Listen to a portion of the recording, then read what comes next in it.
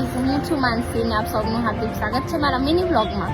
સો આજે હું તમને બધાને અમદાવાદના પ્રસિદ્ધ ગાંધી આશ્રમની સફર કરાવવા લઈ જઈ રહી છું. સો ચલો સાથે મળીને શાંતિ અને આસી ભરેલી જગ્યા માની. તો ચાલો.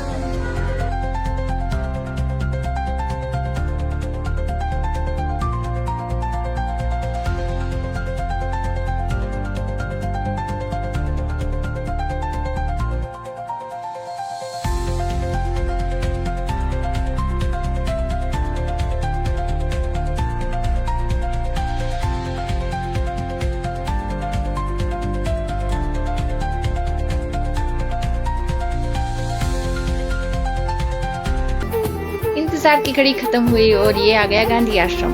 चलो તમને આજે ગાંધી આશ્રમની સફર કરાવું. તો ચાલો.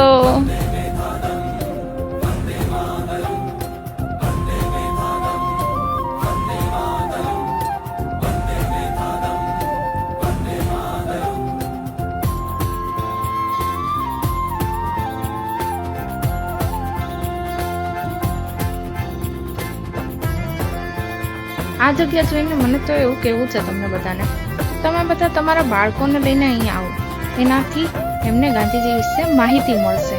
જોઈ શકો છો તમે અહીંયા અલગ અલગ જગ્યા પર અલગ અલગ જાતની માહિતી આપવામાં આવે છે. જો તમે જોઈ જ શકો છો કે સામે ગાંધીજીના ફોટા, ગાંધીજીનું ઘર અને અલગ અલગ વસ્તુઓની તમને માહિતી આપી અને લોકોને વધારે પડતા માહિતી આપવાનું આ લોકો પ્રયત્ન કરે છે. તો આવી જગ્યા પર ચોક્કસથી આવવું જોઈએ, મારું તો એવું કહેવું છે.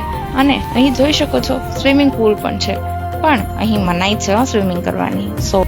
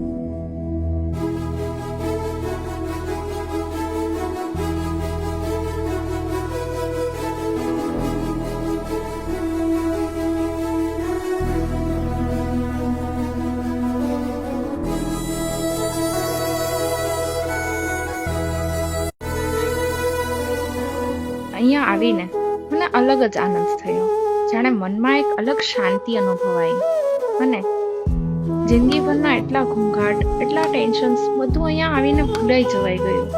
બટ હું તો એમ જ કહું કે તમે આવો, એક વખત આવો, એક વખત આ વસ્તુ અને આ જગ્યાની મુલાકાત તો લો, તમને ખરેખર આનંદ થઈ જશે.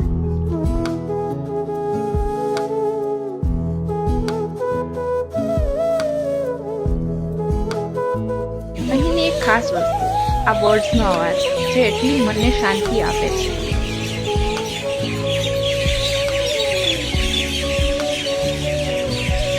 અનુભવ સાથે થોડો શીખવા અને ઘણું વિચારવા મળ્યું. આ દિવસે ગાંધી જયંતિમાં આવવાની ખૂબ મજા આવશે.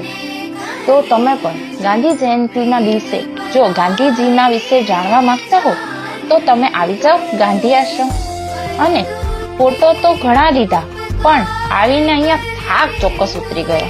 ગાઈઝ, તમને જો ગાંધીજી વિશે કોઈ થોટ હોય, કોઈ પોતાનો વિચાર હોય તો કોમેન્ટમાં જરૂરથી શેર કરજો, તાકી મને પણ ખબર પડે કે તમે ગાંધીજી વિશે કેટલું જાણો છો.